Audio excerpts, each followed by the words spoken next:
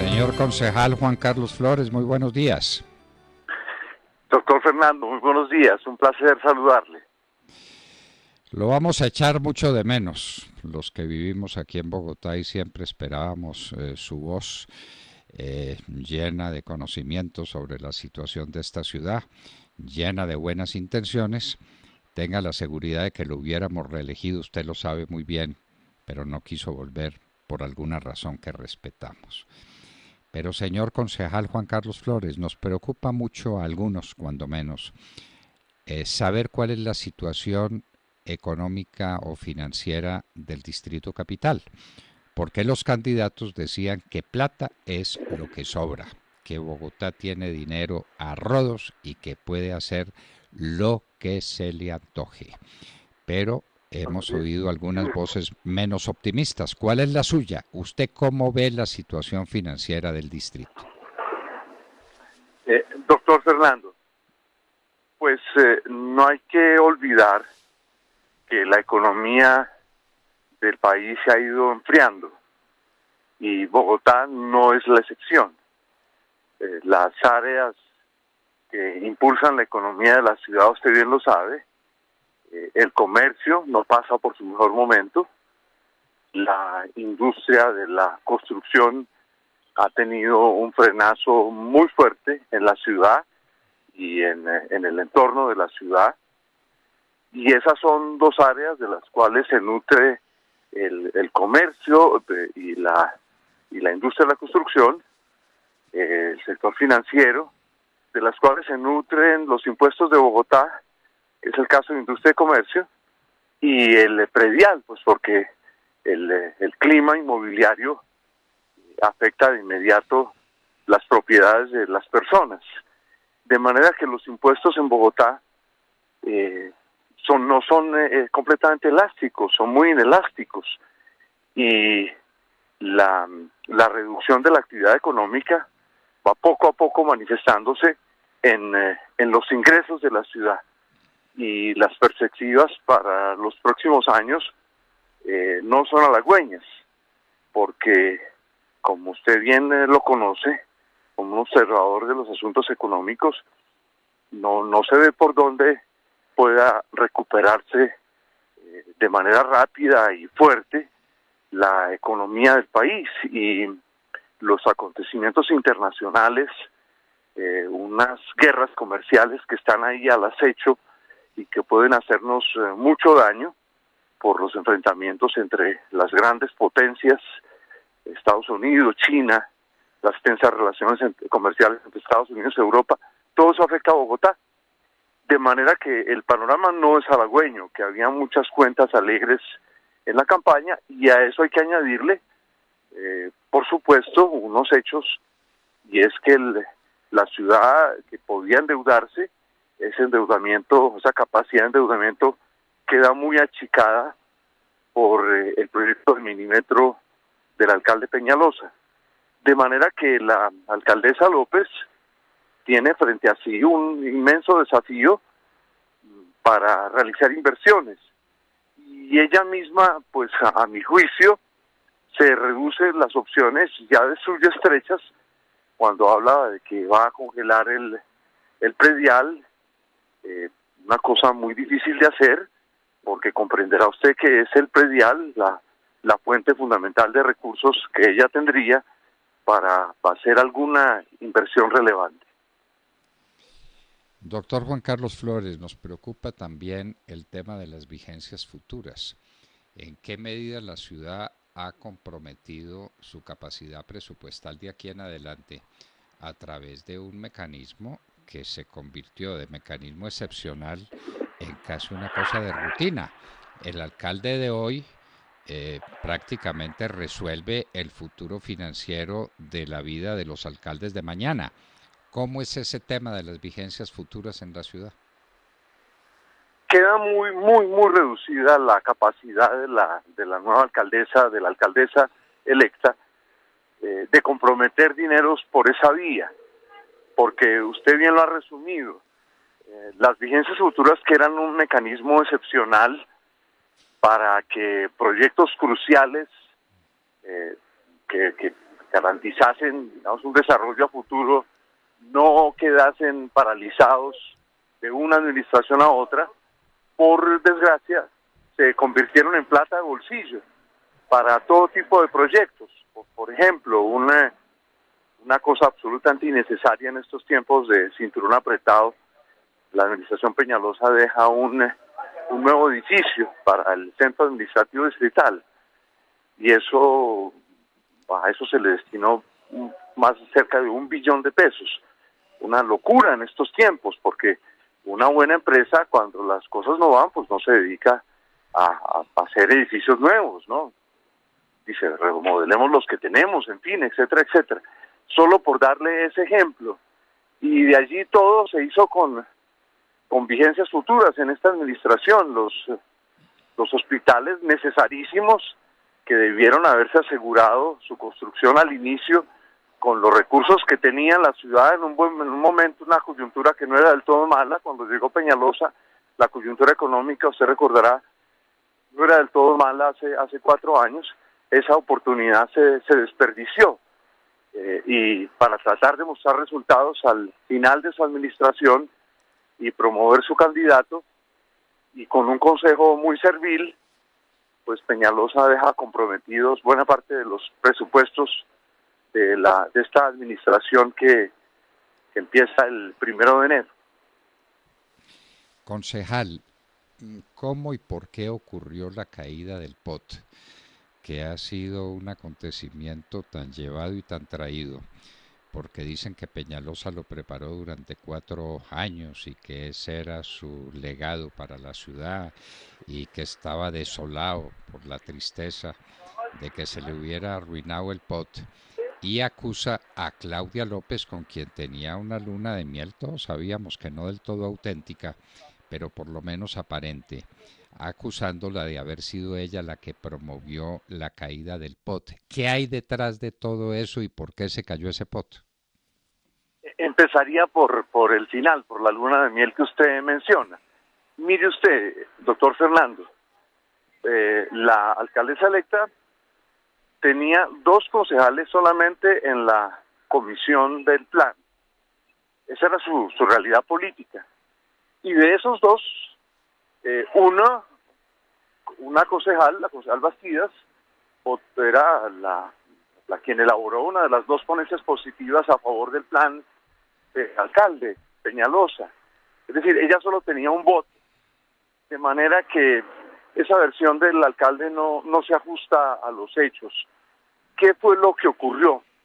Mire usted, en primer lugar, que este plan de ordenamiento generó desde su presentación mucho rechazo en diversos barrios de Bogotá, que sintieron que Peñalosa tenía listo un bulldozer para ir y tumbarlos. Y eso no fue solamente en barrios de clase media o populares, fue una reacción también en sectores acomodados de la ciudad. Le daría un dato. En el cabildo abierto que la ley ordena realizar para este tipo de proyectos, el 75% de quienes intervinieron, ciudadanos de todas las zonas de Bogotá, de todas las clases de Bogotá, expresaron que estaban en contra. Pero la actitud del alcalde y de su equipo fue, por decirlo menos, muy altanera, y no escucharon las inquietudes de la gente que decían, pero bueno, es que usted habla de renovar 7.800 hectáreas, 1/3 de la ciudad. Eso a mi barrio, a mi conjunto residencial, ¿qué le significa? Luego mire usted, conjuntos residenciales muy tradicionales de la ciudad, literalmente iniciaron un movimiento contra el alcalde, porque decían, pero ¿por qué si este conjunto ha funcionado bien 20, 30, 40, 50 años, ahora el alcalde pretende que se lo tumbe para construir torres? Entonces ese fue un primer momento, y los políticos no podíamos permanecer pues ausentes de esa inquietud ciudadana. Y luego le diría yo, aunque el alcalde parecía tener todas las cartas en sus manos, su actitud fue tan soberbia, para utilizar una palabra la más neutral posible, por ejemplo, presionando al presidente de la comisión del plan para que atropellase la discusión, llamando concejales para que no asistiesen a una junta de voceros donde debía tomarse decisiones de sesionar, casi que ordenándoles que no asistiesen a las sesiones claves. Todo eso fue generando un clima en el que finalmente un hombre que tenía todo para ganar perdió, y comprenderá que elementos como dejar 15 troncales de Transmilenio para que realizasen los 3 próximos alcaldes, pues dejaba la sensación de que un mandatario que se iba no podía. Y un dato interesante, doctor Fernando: Peñalosa no deja pegado un solo ladrillo de una troncal de Transmilenio. Entonces, mucha gente decía, pero ¿cómo va a dejar el mandato para los próximos 3 de 15 troncales cuando él no hizo ni una? Y esa fue la razón de la caída, doctor Fernando. Yo no vi, se lo digo con total sinceridad, la alcaldesa electa no tenía el poder en el actual consejo, y no vi que ella fuera el elemento decisivo. Yo creo que estos factores que le enumero sí jugaron un papel muy importante. Papel muy importante, que jugaron todos esos factores y que tienen como resultado la caída del POT, que le dio tan duro a Peñalosa, pero es que ya lo va comprendiendo uno por las cosas que nos está contando. Peñalosa quería que los alcaldes del futuro le hicieran las 5 troncales de Transmilenio que él no construyó. Entonces es como mucho parece, y que le hicieran entre otras el Transmilenio por la séptima, discutido y discutible a todas luces, porque no sabe uno por dónde va a pasar el Transmilenio por la séptima, ni qué efectos va a tener sobre la circulación en una ciudad que ya no puede circular. De manera pues que Peñalosa se va, deja el POT en manos. ¿Qué es lo que se sigue? La nueva alcaldesa tiene que empezar de cero. ¿Se puede adelantar algo sobre la base del POT que ya se preparó? ¿Cuál es la situación, concejal Juan Carlos Flores? El alcalde en su final, no sé por dónde resultó contaminado de esta idea de Luis XV de que, usted recordará, después de mí el diluvio, ¿cierto? El fin del universo. Entonces él y su equipo están en una operación de propaganda de que todo hay que empezarlo desde cero, y no es cierto. Hay unos estudios técnicos que sustentan el actual POT, que fueron elaborados por expertos muy reconocidos, universidades, y que eso puede ser susceptible de tener otra interpretación. Por ejemplo, necesita Bogotá 15 troncales de Transmilenio en los próximos años, por todo lado, que le cierren el futuro al metro, o necesita una cosa más razonable de algunas troncales en zonas claves, que Peñalosa no quiso hacer, por ejemplo la troncal de la Boyacá, necesarísima, doctor Fernando, porque hay una expansión creciente hacia el occidente de Bogotá, y que si no nos ponemos a trabajar en serio en ese tema ya, va a resultar en otro infarto de movilidad como el que tiene el oriente de la ciudad. Entonces hay un documento técnico de soporte que es útil, que es valioso. Claro, allí tiene una inmensa responsabilidad la alcaldesa electa, porque ya era hora de que nos contase cuál es su equipo para asumir este desafío. ¿Quién va a ser su director o directora de planeación? ¿Quién va a ser su gerente o gerente de la empresa de renovación urbana? ¿Su director o directora de catastro? ¿Su secretario de desarrollo económico? 4 entidades claves, doctor Fernando, para tomar esos estudios que ya existen, sentarse a trabajar con ellos, de manera que el proceso no ocurra como con Peñalosa, que calculó tanto que al final no calculó nada, que fíjese usted, dejó que pasara el tiempo y lo presentó pensando que sus mayorías le iban a ser dóciles, como habían sido dóciles estos 4 años.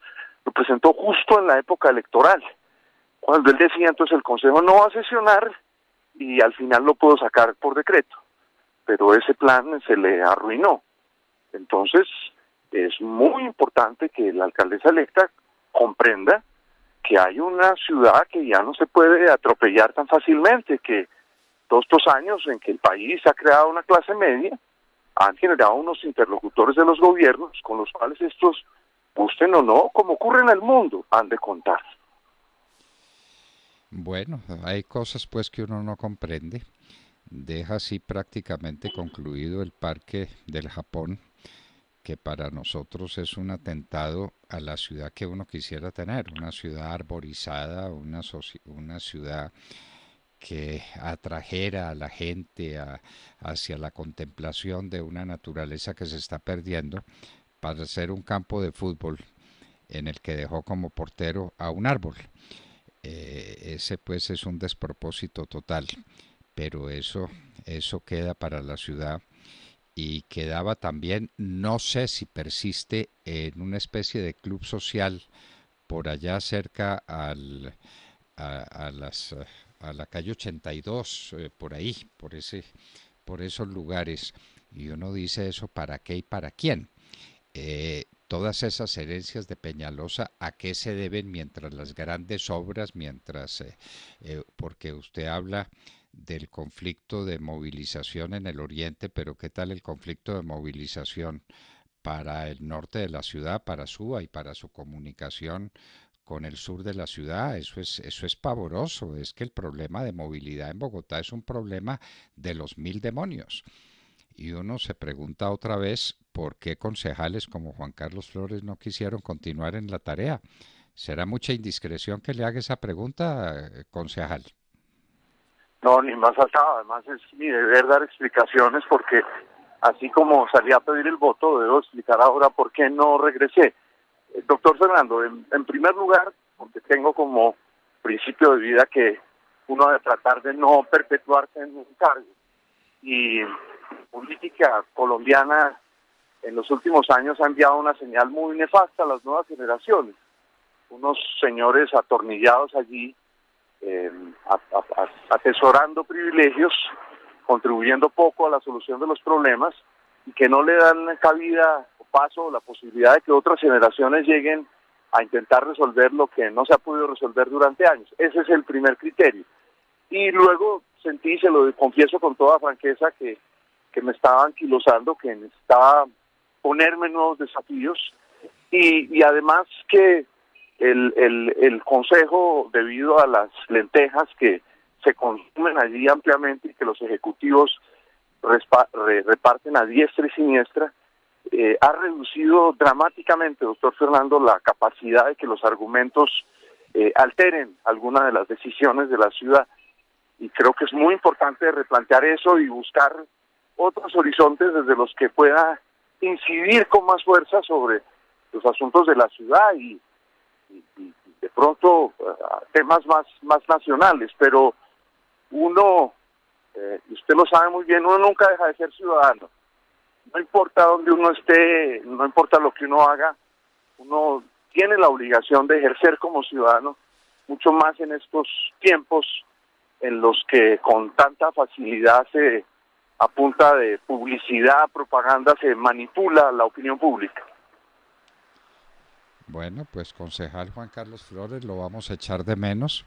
Usted nos ha dicho que no deja de ser ciudadano, nos autorizará para que lo llamemos de pronto, para que hagamos críticas sobre lo que usted vea y sobre lo que le parezca y sobre lo que opina. La opinión suya es muy valiosa, ha sido muy valiosa y seguirá siendo muy valiosa, porque si ha habido un concejal realmente independiente, de verdad, que solamente ha sido movido por el interés de la ciudad, por los estudios técnicos que se han hecho para resolver los problemas de la ciudad, ese ha sido Juan Carlos Flores. Esperemos que nos autorice para que sigamos en esta tarea de formar opinión y de que haya opinión ilustrada y clara sobre los problemas de la ciudad de Bogotá, donde se concentra, dicen que el 25% del PIB nacional, y pudiera ser inclusive algo más, en todo caso, una ciudad definitiva para el porvenir de la República. Concejal de Bogotá, Juan Carlos Flores, a vivir pues este último par de meses ya incompletos como concejal de Bogotá, y a prepararse para sus nuevas faenas que esperamos tan exitosas como las que llevó a cabo en esa tarea no siempre inútil. Mire usted cree que fue muy inútil y que la lenteja siempre lo derrotaba, pero no es inútil dar opiniones sensatas y serias sobre el porvenir de una ciudad como Bogotá. Muchísimo gusto de estar con usted y hasta muy pronto, concejal. Que así sea, doctor Fernando, gracias por sus palabras y Dios mediante seguiremos conversando sobre nuestra ciudad y el país. Juan Carlos Flores, entonces ya vieron ustedes, es que Peñalosa quería dejarle a los alcaldes futuros resuelto el problema de la ciudad. Après moi le déluge, decía Luis XV, después de mí el diluvio. Todo organizado, ¿no? Lleguen y sí. ejecuten lo que yo dejo, porque yo no les dejo a ustedes ejecutar todo nada. fincado, todo fincado. Entonces, ¿qué es lo que se quiere? Y entonces tal vez el consejo le dijo que tal vez no, que le dejaran a la ciudad que venía la obligación de tomar las decisiones y de ejecutar las cosas que tuviera para ejecutar. Pues, ¿qué es esto? Que las troncales de Transmilenio quedaban todas para el futuro y que no puso un ladrillo en ninguna. Pero por favor, ¿esto cómo es? En todo caso, ahí entendemos por qué le rechazaron el POT y por qué el Consejo se sublevó ante tanta arrogancia como la del alcalde que se va y que quería dejarle trazada la ruta y seguir gobernando en cabeza de los demás alcaldes que vinieran, y no solamente de Claudia López, sino en el que siguiera de Claudia López para adelante. La vida de Bogotá resuelta de una vez en el POT de Peñalosa. Juan Carlos Flores, concejal de Bogotá, estaba con nosotros en la Hora de la Verdad. Son las 7 de la mañana, 2 minutos.